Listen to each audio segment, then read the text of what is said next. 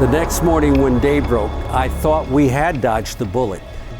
The water just kept coming, and then it kept rising.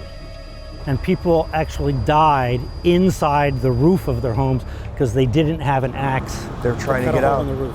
We begin to see people from the nearby housing projects. People begin to wade through the water, trying to get to higher ground. It was a humanitarian crisis like America had not seen before. The human cost, almost 1,500 people died within a couple of hours. This wasn't a disaster, it was a catastrophe.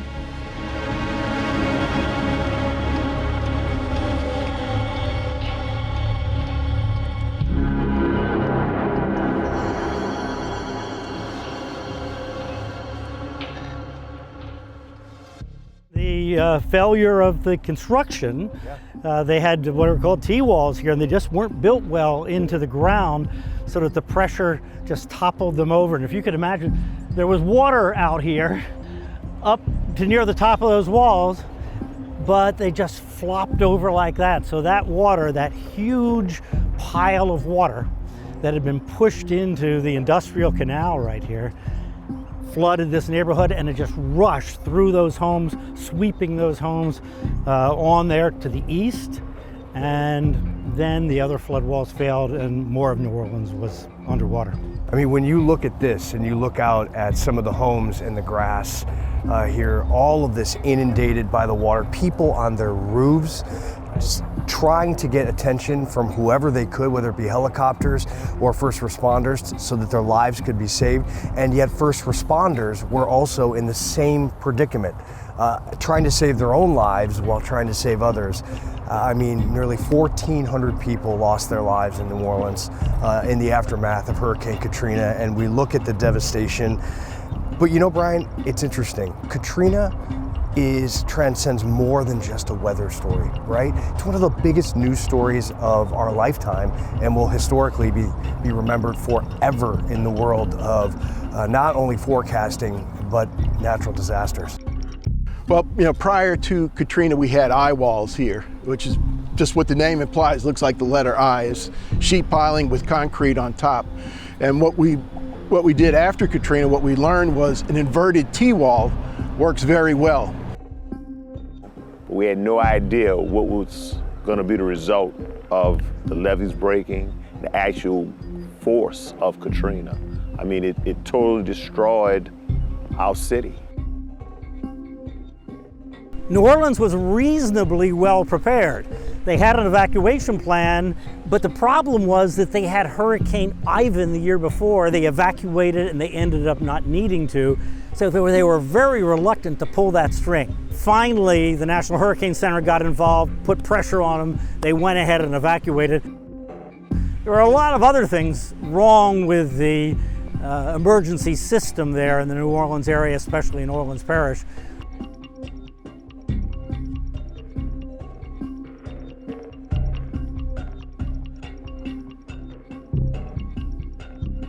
With Katrina, we knew, such a large and powerful hurricane that it would likely cause a large loss of life, and we just wanted to make the best forecast possible and be sure we communicated that. There were times where I had to sort of center myself, but I remember being on that night and holding back tears because we just knew that this would be an absolute catastrophe. And the one thing that I remembered, waking up the next morning, is one of the most urgent messages from the National Weather Service I've ever read in my career. And that was from Robert Ricks from NWS in New Orleans. And his language really put a perspective on it, how bad it could be. And I remember being on air and telling producers, I want to read the entire thing. I've never done that before. But we spent 2-3 minutes just reading Robert Ricks's urgent message on the potential of what this storm could do. We woke up to this, and the news reporter standing on his roof saying, you're going to be up here with snakes and rats. So we met at Johnny White's and we told everybody, okay, we'll see you Thursday. We thought it was going to be a few days that we would be gone, and it ended up being a month. The scale of the death is on the same order of magnitude as 9/11. or at the Titanic. And here we are 100 years later, and we're still talking about the Titanic. And I expect that 80 years from now, we're still going to be talking about the catastrophe that happened when a very moderate wind and rain hurricane hit New Orleans and caused all these levees around us to topple. This is probably, it is the last house that still has not been put back into the housing stock and is here for a learning instrument within a stone's throw of a levee breach. Yeah, 20 years later, Katrina is a sensory overload. I mean, when I think back at just the death and the bodies and the smells and the anguish of people, it is remarkable. It's scenes that will never leave me and who I am. I remember walking through the French Quarter and seeing a sheet and wondering what's under that sheet. And it was a dead person, a dead man, a soul, a person who lived their life. And someone had put the sheet over in the interim until that officials could come and pick that man up and take him out.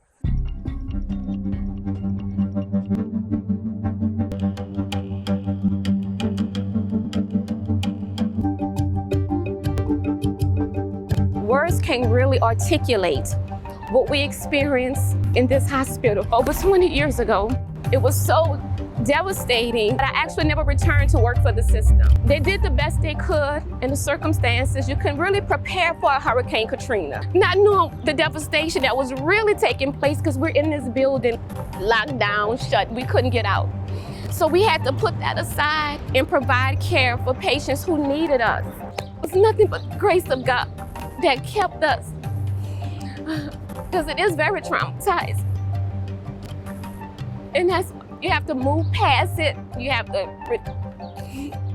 think about what you can do to make things better.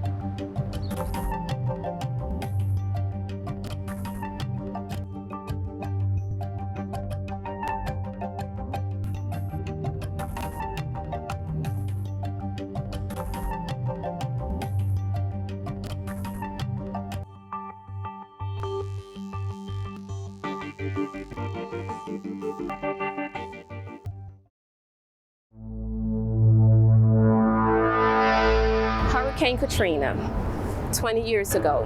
I was a labor and delivery nurse. We were housed here for years. During hurricane season, we have what we call code gray, and I was on the activation team. And I volunteered because I normally do recovery. And to say it was devastating, words can't really articulate what we experienced in this hospital. There's no electricity here, no food, no water.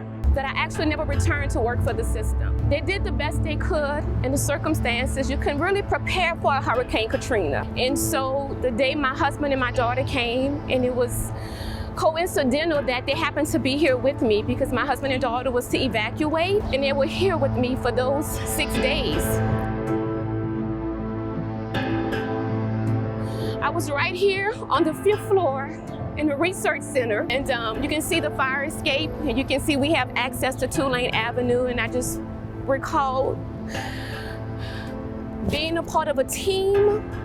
We always say New Orleans are resilient, and we are. We were here to provide care, take care of patients. The camaraderie at first was exciting because we was here, and then storm hit. Woke up the day after the storm, and we looked outside, the sun was shining, and we was like, oh, it's not as bad as we thought it would be. And then lo and behold, I looked out the window, and it looked like a pool of water just coming down Tulane Avenue. People from the nearby housing projects, it's called the levee housing projects, people begin to wade through the water, trying to get to higher ground. Standing on the steps over there, trying to get to the interstate, trying to get to the Superdome, which is a few blocks away. As the days went on, each and every day, security would come and tell us, be prepared to leave. We're rolling out tomorrow. Tomorrow came. We never rolled out. They began to run out of food. So first we was getting plates of food. Now we were getting styrofoam cups of food. We got to get some food. And so right over here is Tulane Medical Center. And some people may not know, but there is an underground tunnel. And so we thought if we can get way through the water to get to Tulane, there has to be food in there because nobody's been there. Well, we get there were rats. We weren't expecting the rats to be in the water. We couldn't get to the food. So we had to turn around. Hurricane Katrina has put millions of people in the dark, even in places like hospitals and nursing homes where loss of power can mean death. The only places that had the generator power were like the emergency department, ICU, and we will go down to the emergency department to charge our phones so we can, and our radios and what have you, so we can stay abreast of all the information. And the stairs were clear for many days. But then after a while, we began to see bodies in the staircase.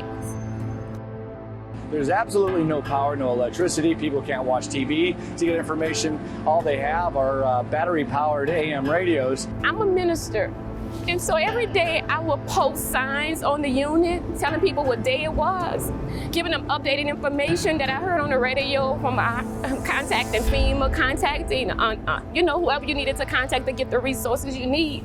And I would just give them words of encouragement and just say, be strong in the Lord, have faith in God, we're gonna get through this.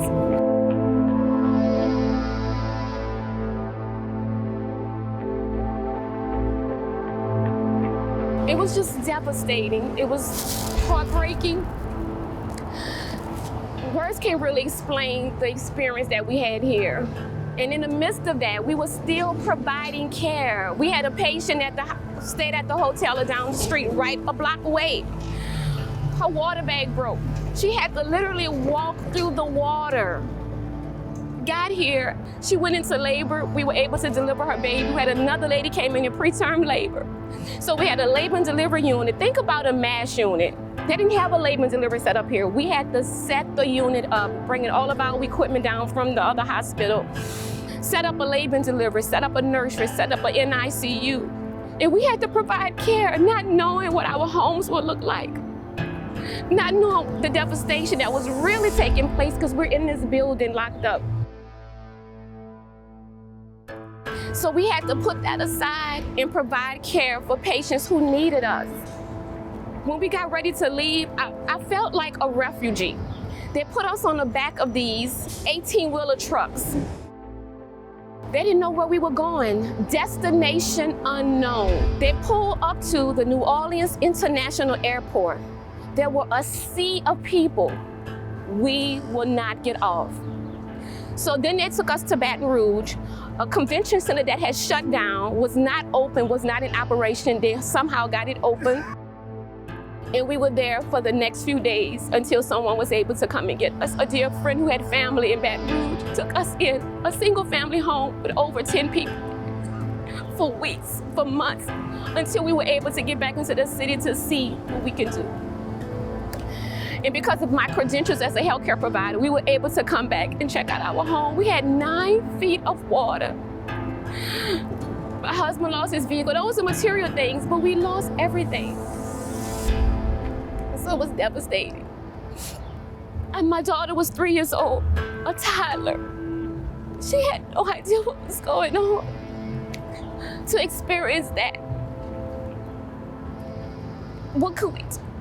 Just love her, hug her. She didn't know what was going on. And we didn't know what our future would look like. Thank God for, of course, insurance that only goes so far. Thank God for the help that we got from the government that only went so far. We were able to rebuild. We did rebuild.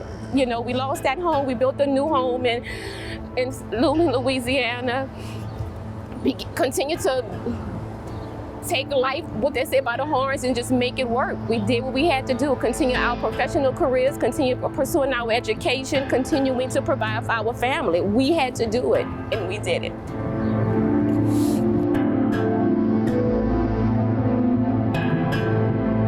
It's nothing but the grace of God that kept us, because it is very traumatizing. And you have to move past it. You have to think about what you can do to make things better.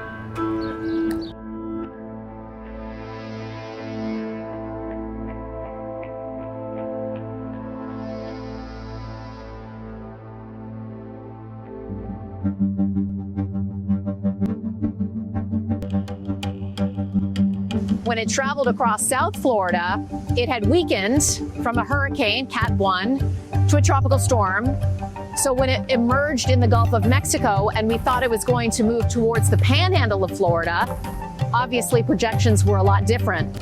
And the forecast changed and the bullseye was New Orleans.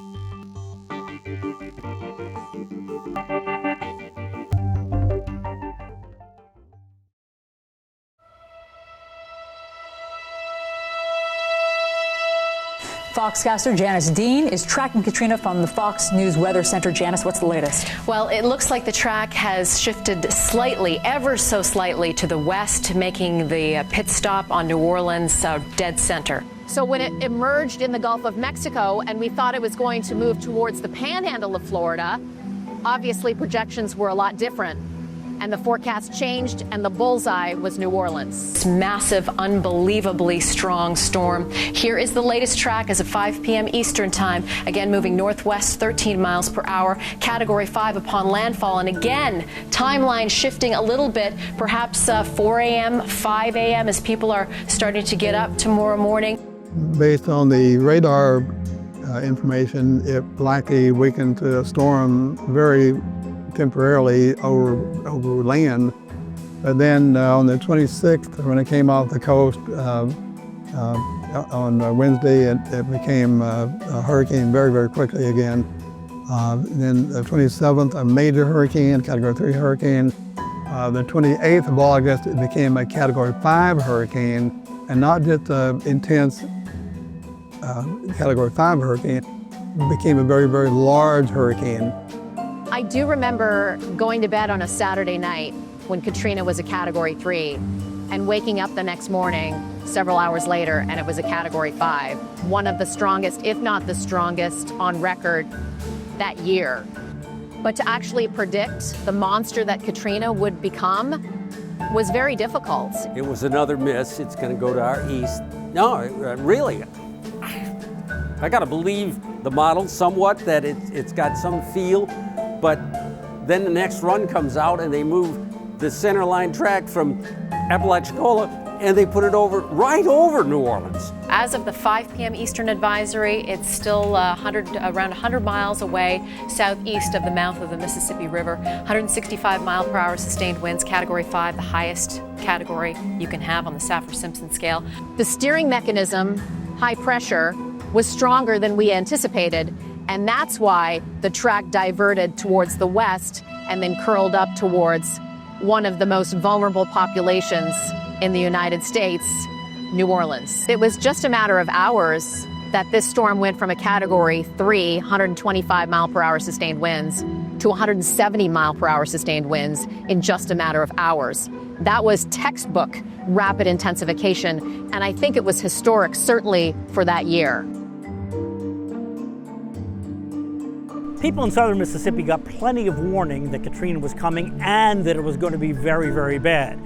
And they didn't have to imagine what really bad meant because everybody that lives there knew about Camille that happened in 1969, and that put 24 feet of storm surge over the coast. But nobody imagined it could be worse. You have to convey information that's so important for the general population and the path of the storm.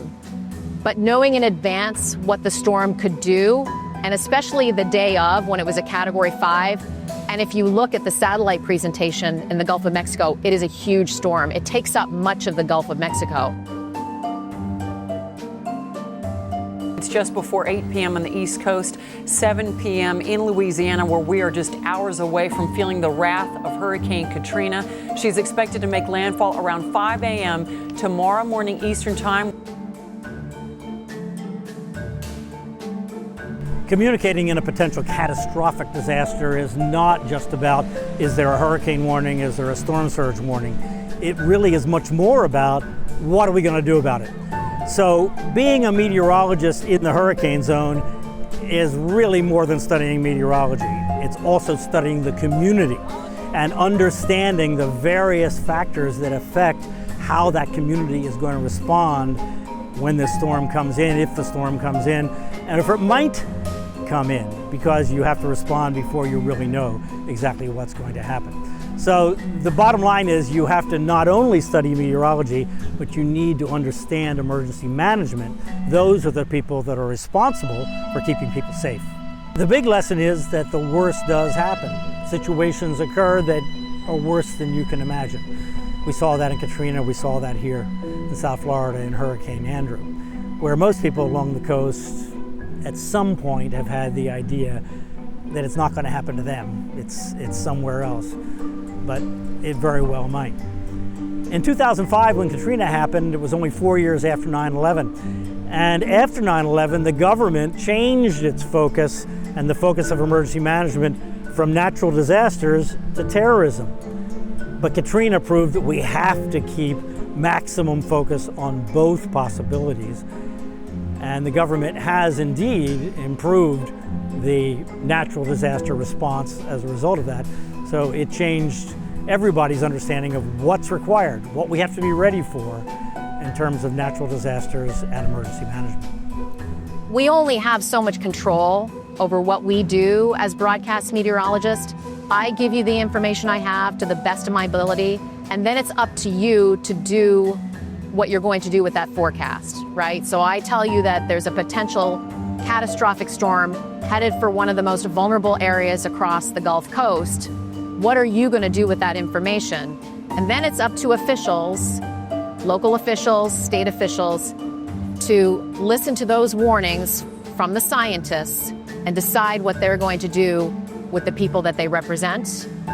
And Katrina's not a very good example of good communication. Well, we're waiting on the latest advisory, Lori, and I'm hoping that producers, once they hear what these winds are, the sustained winds, they will tell me and we'll relay it to you. Usually, sometimes these advisories come out a little bit earlier than we anticipated, but this one is taking its sweet time.